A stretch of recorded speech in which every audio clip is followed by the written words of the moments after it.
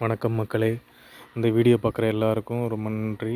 Subscribe பண்ணிட்டு பாருங்கள். இன்றைய தகவல் என்னென்னா, நம்ம டிவிகே கட்சி தலைவர் விஜய் அவர்கள் பரந்தூருக்கு, காஞ்சிபுரம் மாவட்டத்தில் உள்ள பரந்தூருக்கு மக்களை சந்திப்பதற்காக, அவர்களுக்கு ஆதரவு தெரிவிக்கிறதுக்காக பரந்தூருக்கு வந்திருக்காங்க.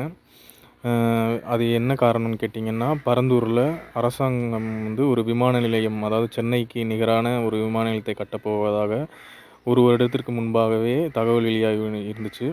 அதாவது அதற்கான அனுமதிகளையும், அதற்கான நில ஆக்கிரமிப்புகளையும் அரசாங்கம் முன்னெடுக்க போகிற அந்த கட்டத்தில் மக்கள் ஒரு வருட காலமாக போராடிக்கிட்டு தான் இருக்காங்க. ஆனால் அதற்கான எந்த பலனும் கிடைச்ச மாதிரி தெரில. அவருடைய வாழ்வாதாரம், அதாவது 13 கிராமங்களுடைய நிலங்களை, அதாவது ஒரு 100 ஏக்கருக்கு மேலான நிலங்களை அதை எடுத்து தான் அந்த அரசாங்கம் அதை பண்ண போகிறாங்க. அதையும் அனைத்துமே விவசாய நிலங்கள். அந்த விவசாய நிலத்தை அழிக்கும்போது மக்களுடைய ஒரு சாதாரண ஒரு வாழ்வாதாரமும் பாதிக்கப்படும். அவருடைய இருப்பதற்கான இடங்களும் அங்கே இல்லாமல் போயிடும். ஆனால் அதற்கான அரசாங்கம் நாங்கள் மாற்று வழிகளை செய்து தருவதாக சொன்னாலும் அந்த மக்களுக்கு அதில் உடன்பாடு இல்லை.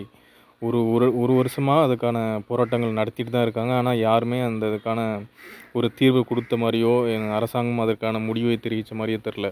அந்த நிலையில் தான் நம்ம தலைவர் டிவிகே கட்சி தலைவர் அங்கே போய் அந்த மக்களை சந்தித்து அவர்களுக்கான என்ன தேவையோ அதை செய்து கொடுப்பதற்காகவும், அவர்களுக்கான ஆதரவு தெரிவிப்பதற்காகவும் தான் இப்போ தலைவர் டிவிகே தலைவர் அங்கே போயிருக்காங்க.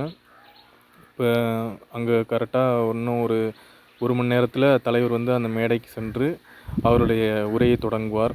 அவருக்கான அமைக்கப்பட்ட இடத்துல என்ன பேச போகிறாரு அப்படின்றத மக்களும் சரி, நம்ம தொண்டர்கள், டிவிகே கட்சி தொண்டர்கள், ஆனால் அந்த மற்ற எதிர்க்கட்சிகள், அதாவது மற்ற கட்சிகளும் தலைவர்களுமே அதுக்கு எதிர்பார்த்து காத்துட்ருக்காங்க. மாநாட்டிலேயே அவருடைய பேச்சு ஒரு அனல் பறக்கும் பேச்சாக இருந்துச்சு. இங்கே அடுத்து அதை முடித்த பிறகாக இப்போ மக்களை சந்திக்கிற மிகப்பெரிய ஒரு இடம் இதுதான்.